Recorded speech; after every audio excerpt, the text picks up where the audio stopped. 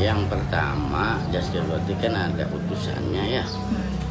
Itu Bapak Amil Tumin. Tanggal 5 April dia datang ke kantor memberikan informasi kepada saya bahwa Teh Gotik mau menikah gitu dan mau daftar. Ngasih informasi ke saya seperti itu. Kemudian kan sebelum dia datang itu udah dari Bimas Islam bahwa tanggal 1 sampai tanggal 21 April tidak ada pendaftaran, tidak melayani pendaftaran baru. Jadi yang baru nggak dilayani gitu, karena dia kan datangnya tanggal 5. Seharusnya kan tanggal sebelum April baru masih kita layani. Nah kemudian dia pulang lagi, dia ngasih informasi. Kemudian perkiraan tanggal 10 Teh Gotik minta penjelasan gitu. Saya dipanggil dan ke rumahnya. Pak, gimana caranya, solusinya gitu loh. Ya kan, kalau seandainya pendaftaran ditutup gitu. Akhirnya saya memberikan solusi. Ikuti aja dulu aturan ya, yaitu sampai tanggal 21. Nah nanti bisa tanggal 22 menyerahkan berkas lagi kita daftarkan. Nah, awalnya sih dia mau didaftarnya tanggal 20 awalnya menikah itu. Cuman udah saya sarankan karena tugas saya adalah memberikan informasi. Teh tanggal 20 itu masih berlaku edaran, belum ada pernikahan di luar kantor dan tidak ada penerimaan pendaftaran baru. Akhirnya tanggal 20 itu dirubah sama Teh Gotik Neng Gotik sama kesepakatan keluarga kali ya. Dirubahlah jadi tanggal 22 karena ada aturan itu. Kemudian tanggal 20 kalau nggak salah saya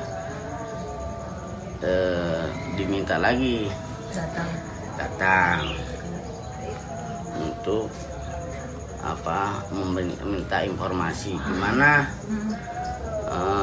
Dia makan nyebutnya Abah gitu. Bah, informasi tentang pendaftaran nikah sudah dibuka atau belum? Nah saya sampaikan, muncul lagi tanggal 20 itu sore surat edaran terbaru. Nah itu perpanjangan sampai tanggal 13 Mei. Gitu. Ya mereka terkejut kan. Gitu. Dan kan tanggal 21 April, tanggal 22 udah terima pendaftaran, udah bisa pelaksanaan itu. Tapi tanggal 20 sore ya, itu ada lagi surat edaran untuk perpanjangan sampai tanggal 13 Mei. Ya udahlah Teh, kalau gitu mah mendingan didaftarin online dulu. Gitu. Saya tapi ngomongnya bukan sama Teh Gotik, sama perwakilannya Bapak Amil Tumin. Minta persyaratannya. Nah, setelah itu persyaratannya dari Teh Gotik kan sudah lengkap. Pihak laki saya baru dapat kopian dari HP WhatsApp. Oke, belum bentuk ya Pak? Belum bentuk. Saya tanya Pak Amil itu mana ini yang aslinya? daftar Pak, ada lagi dibawa sama keluarganya. Gitu. Terus kata Bu Tumin, ya Pak kalau bisa besok sekaligus saja apa datang ke acara itu, nanti kan itunya dibawa berkas-berkasnya, berkas yang aslinya.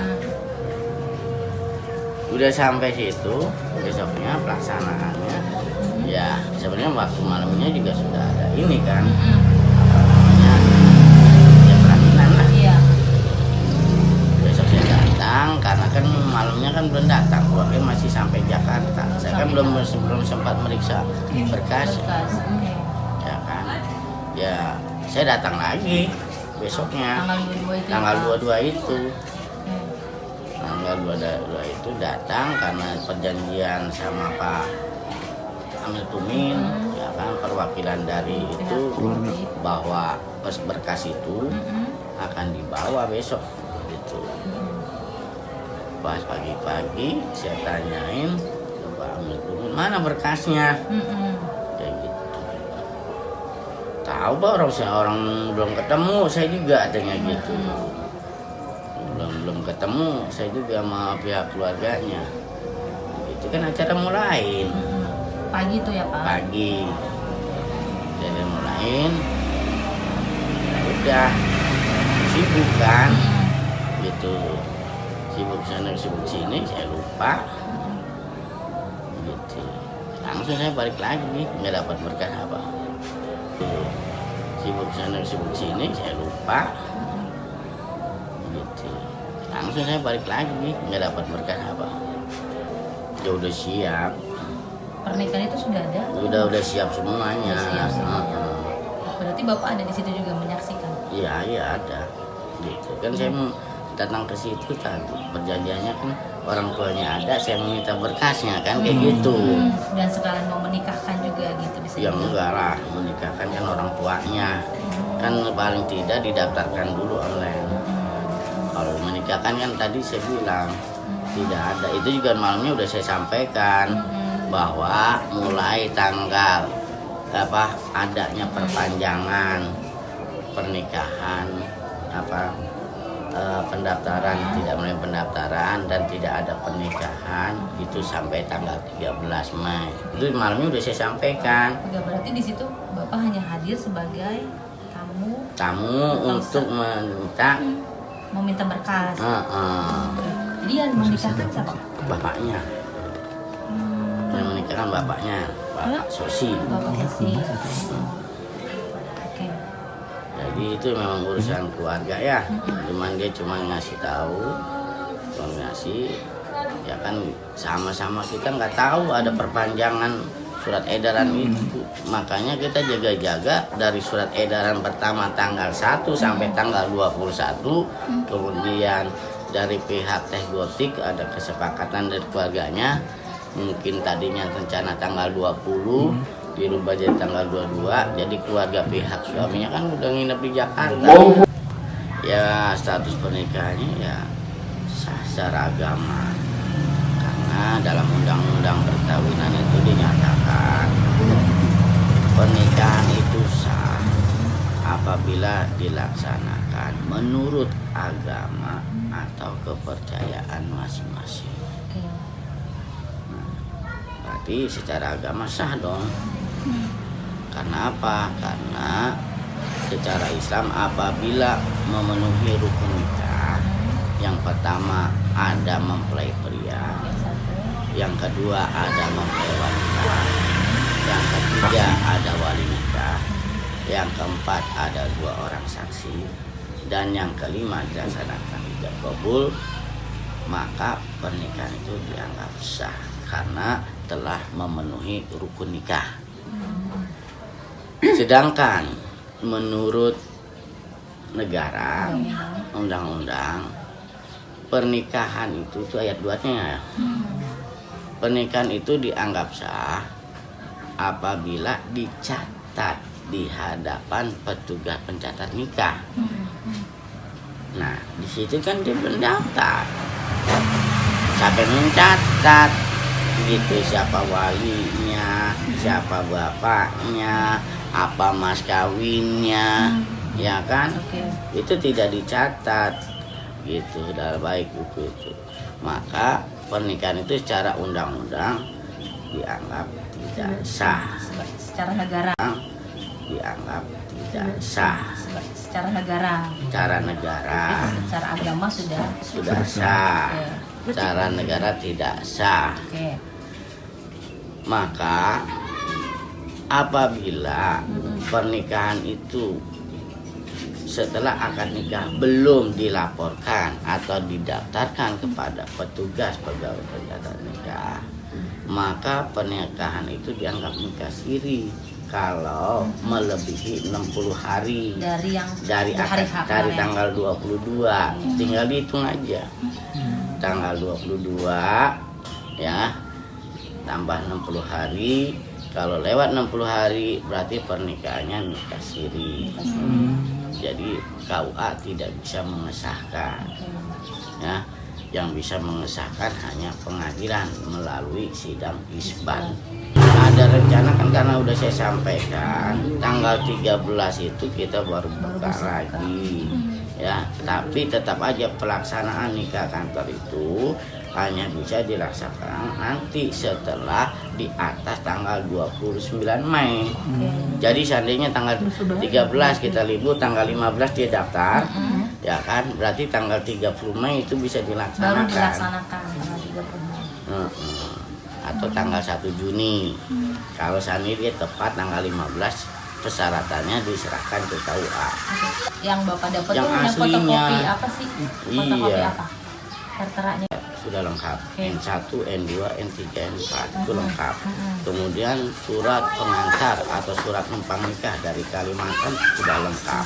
Kemudian keterangan status dia duda atau cerainya itu juga sudah lengkap. Tapi hanya Cuman sih itu kopian ya saya nggak terima. harus bentuk asli. Secara tidak langsung pernikahan ini bisa dibilang masih siri gitu loh. Ya belum dikatakan siri. Karena belum Nikah 60. siri itu kalau udah lewat 60 hari. Kayak gitu. Kalau lewat 60 hari dikatakan nikah siri karena apa? KUA tidak bisa mengesahkan, tidak bisa mencatat. Tuh yang disebut dengan siri itu tidak tercatat di KUA. Tapi kalau seandainya kurang dari 60 hari dia sudah didaftarkan, KUA bisa.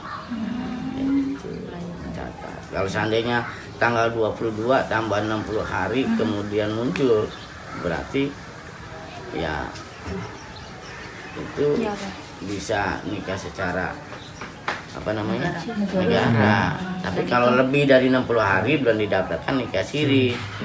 baru naiknya ke sidang Pengadilan isbat. sidang isbat gitu. Ya makanya dia nunggu katanya tanggal 13, kan sebelum itu udah saya sampaikan tanggal 13 kita liburnya kan. Tapi kalau seandainya berkas itu asli ada semuanya, ya udah langsung di onlinein aja, nanti tinggal pelaksananya awal Juni atau akhir Mei. Yaitu dia maunya di mana. Kalau seandainya mau dilaksanakan di kantor ya monggo, tapi dengan cara kalau seandainya Pada saat itu mas kawinnya ada. Berapa? Apaan, Pak? Mas kawinnya? yang Bapak tahu Yang saya lihat itu satu set ya perhiasan. Satu set perhiasan. Cuman kan saya nggak punya hak nanya berapanya. Karena saya diucapkan ya. tidak diucapkan. Karena ya boleh aja. Artinya mas kawin itu tidak diucapkan. Karena ada pendapat ulama kalau mas kawin diucapkan khawatirnya ria. Iya. Makanya dia mengambil paham yang itu, dia tidak disebut. Tapi mas kawinnya dilihatkan depan saksi, ya kan, diserahkan juga depan saksi, walaupun tidak disebutkan satu-satunya. Siapa Pak kalau boleh tahu? Masih keluarga dia lah. Masih keluarga dia Satu juga. kalau nggak salah mamang dua-duanya lah. Dua-duanya mamangnya ya. Dua-dua. Adik bapaknya Iya, kalau nggak salah di rumahnya. yang menikahkan. Iya kan, kalau penghulu itu kan harus ada surat tugasnya. Untuk muncul surat tugas ya harus daftar dulu. Balik lagi harus daftar dulu. Iya, Jadi hanya bapaknya yang menikahkan. iya. Bertindak sebagai penghulu, jadi dia jatuhnya di situ pada saat itu. Jadi bukan penghulu, jadi wali. Bapaknya itu wali nikah. Di situ itu tidak ada penghulu. Tugas penghulu itu mencatat peristiwa pernikahan. Oke. Jadi peristiwa pernikahan itu tidak tercatat. Oke. Gitu.